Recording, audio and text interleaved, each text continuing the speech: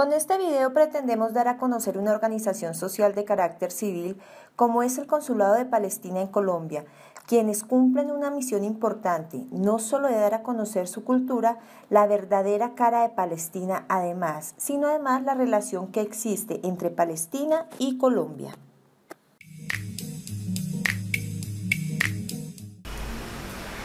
Buenas tardes, estamos aquí con el doctor Alexander Montero, asesor político de la misión diplomática de Palestina en Colombia. Comenzamos con la entrevista. La primera pregunta es, ¿qué tipo de gestión realiza la organización de la misión diplomática de Palestina en Colombia? Bueno, la actividad a la cual nosotros nos dedicamos es la representación diplomática del Estado palestino ante el gobierno y ante el pueblo colombiano.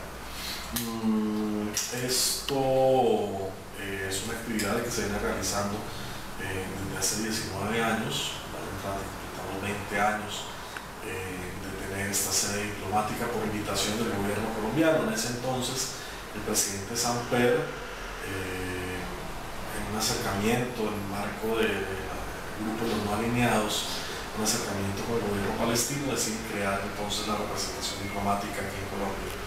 Nosotros nos encargamos de transmitir varias cosas, de transmitir por un lado la riqueza cultural milenaria de Palestina, una riqueza cultural de la cual la gente del común muchas veces tiene serias distorsiones. Normalmente la gente piensa que porque Palestina está o hace parte del mundo árabe y está en el Medio Oriente, Palestina es, por ejemplo, netamente musulmana.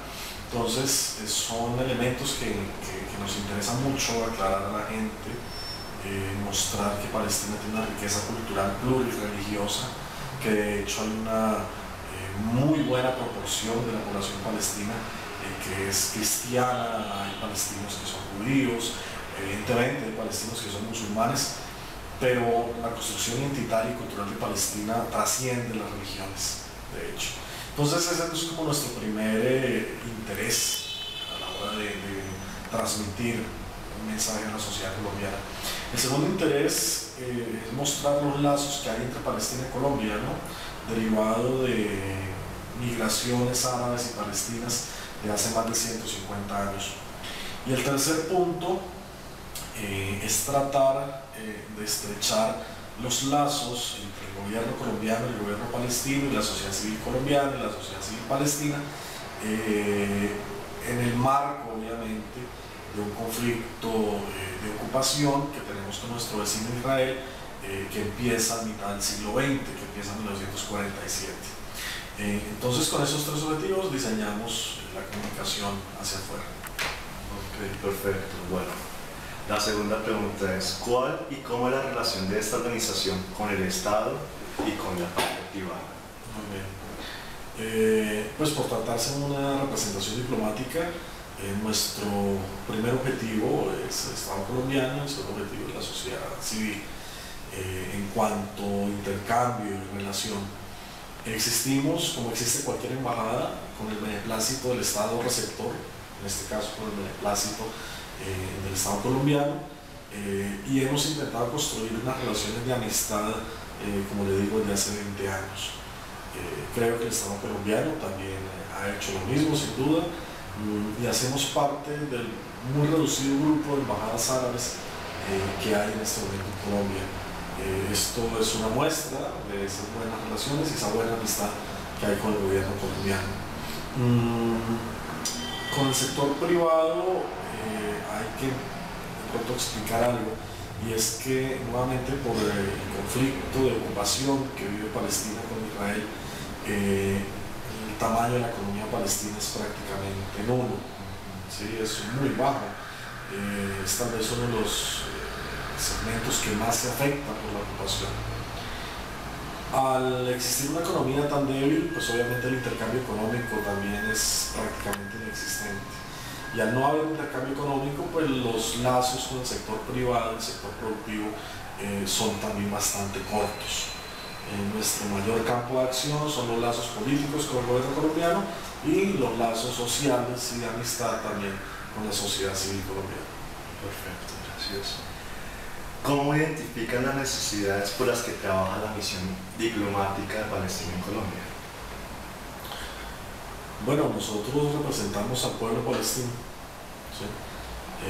Y en función de el día a día, en función de la dureza de la ocupación, en función de ser prisioneros en su propia tierra muchas veces, el pueblo palestino exige y demanda a sus instituciones de gobierno y a sus representaciones en el exterior justamente que den a conocer esa realidad.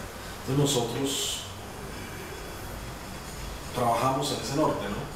Dar a conocer el entorno, la cotidianidad de un palestino que vive bajo ocupación, un palestino donde sus derechos son vulnerados a diario, pero también un palestino que tiene una riqueza cultural de más de 4.000 años, 5.000 años.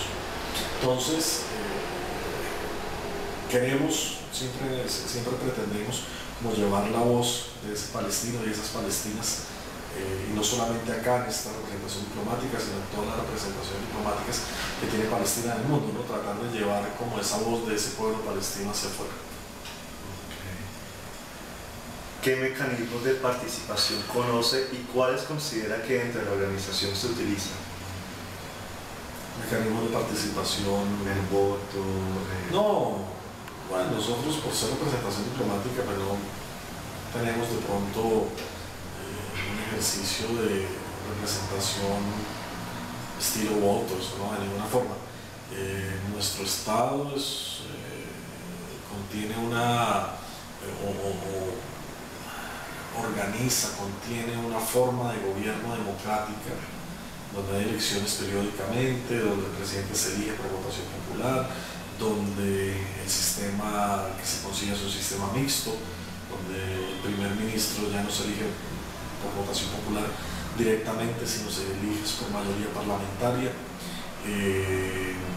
Pero pues como eso es nuestro Estado, como embajada, pues básicamente nuestra tarea es hacer representación diplomática, ¿no?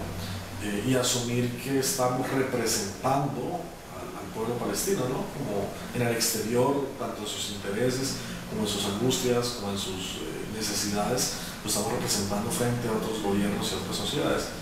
Entonces no creería que sea potestad pues, de la embajada manejar directamente ese tema de situaciones. Perfecto. ¿Por qué es importante la comunicación dentro como fuera de la organización? Bueno, yo creo que si el marco es el conflicto palestino-israelí, es infortunadamente uno de los conflictos que más se ha manipulado mediáticamente. ¿Sí? La idea de la persona del común que va por la calle, que es influida a diario por medios de comunicación, la idea que tiene de este conflicto es que por un lado se trata de un conflicto histórico, milenario, por otro lado que se trata de un conflicto entre religiones, o sea, entre musulmanes y judíos, por otro lado que se trata de un conflicto interno donde Palestina se quiere separar de Tierra Santa, entre comillas. En cuarto lugar, y derivado al anterior, la gente común asume que hay una noción totalmente pegada a lo que es Israel sobre Tierra Santa. Y en quinto lugar, la imagen del sufrimiento israelí, o judío para ser más preciso, por varios siglos, y que la expresión más reciente es el Holocausto. Entonces, cuando uno suma estos 5 elementos, la percepción que se lleva la gente del común, ¿sí? Es muy errada de la realidad sobre el terreno. En primer lugar, nos interesa demostrar que el conflicto no es histórico, no es milenario, no tiene nada que ver con David y Goliat. El conflicto es un conflicto del siglo XX, que no es un conflicto religioso, no se trata de una disputa entre judíos y musulmanes, porque de hecho los mismos palestinos, la identidad de los palestinos no distinguía entre musulmanes, judíos o cristianos. Palestina es una tierra donde existen las representaciones más importantes de estas 3 religiones. En consecuencia, la identidad del palestino nativo toma forma sobre estas 3 religiones. Y un palestino nativo no puede abstraerse de su ser judío, como no se puede abstraer de su ser cristiano o de su ser musulmán, ¿sí? incluso antes que las Naciones Unidas partiera el territorio, la posibilidad de peregrinación para cualquiera de estas tres religiones era totalmente posible en paz y en tranquilidad.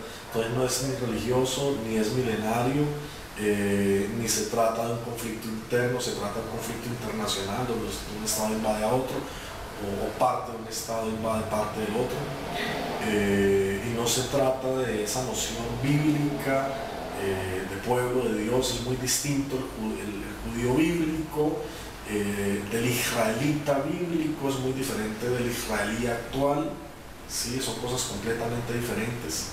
Y por último, no se trata tampoco de un tema de un capítulo más de la persecución histórica de los judíos. Al contrario, infortunadamente, nos interesa también dejar esto claro a la opinión pública, infortunadamente se trata es del sector político de este Israel el que está tomando una serie de acciones que son ilegales a la luz del derecho internacional. No se trata de un episodio más de persecución contra el pueblo judío, se trata de una situación política. Entonces, todas estas aclaraciones nos interesa mucho hacerlo, por eso tenemos un énfasis muy fuerte en estrategia de comunicación hacia la sociedad civil colombiana, y así por igual todas las embajadas palestinas donde están, hacia las sociedades que los han recibido. Perfecto. ¿Qué medios de comunicación utilizan para transmitir los mensajes que salen de la organización? Nosotros utilizamos muchas redes sociales, ¿sí? Por un lado, y por otro lado el contacto directo con medios de comunicación colombianos, ¿sí? Entonces, queremos transmitir un mensaje, lo hacemos o a través de el contacto con los periodistas colombianos o a través de nuestra estrategia de redes sociales, especialmente Twitter y Facebook. Para usted, ¿qué es comunicar y qué es informar? Bueno, comunicar tiene una carga de complejidad mucho más fuerte que informar, ¿sí? Informar es transmitir un mensaje plano.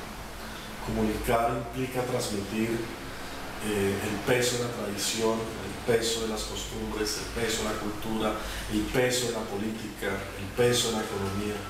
Eso es comunicar, ¿sí? Comunicar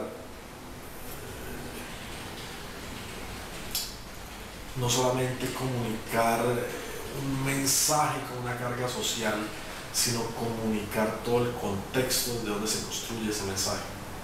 Informar es el ejercicio plano de narrar algo.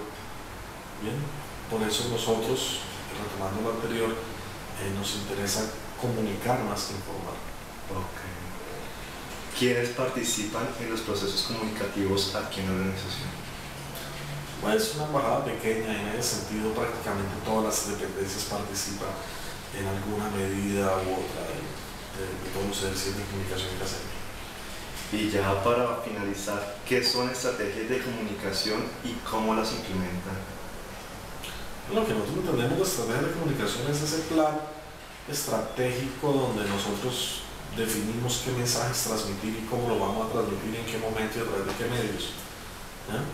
Y en ese sentido, como digo, participa prácticamente toda la embajada.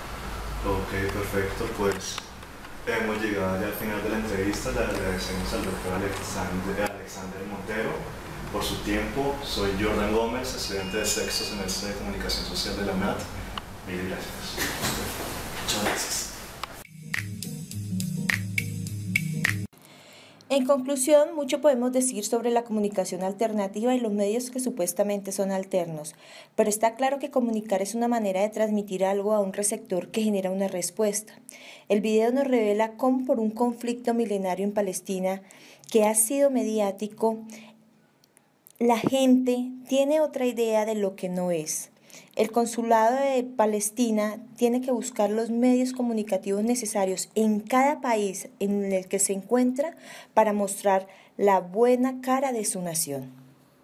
La comunicación alternativa es el campo exploratorio de la comunicación en general.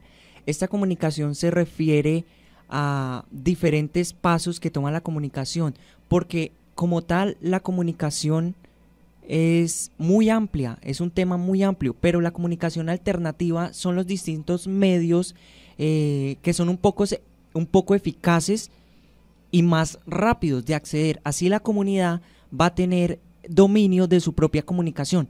La comunicación alternativa, como ejemplo, sería el internet, las redes sociales, en fin. La comunicación alternativa es ese campo que puede ser manejado de una u otra forma para dar un sentido más a la comunicación, más abierto, y poder tener expresiones, poder tener sentido de opinión frente a los procesos que se toman en nuestro entorno, porque nosotros podemos hablar y expresar, ya que es un derecho que lo concede la Constitución política, y por eso la comunicación alternativa es el método más efectivo para informar y llegar a todos los rincones del mundo.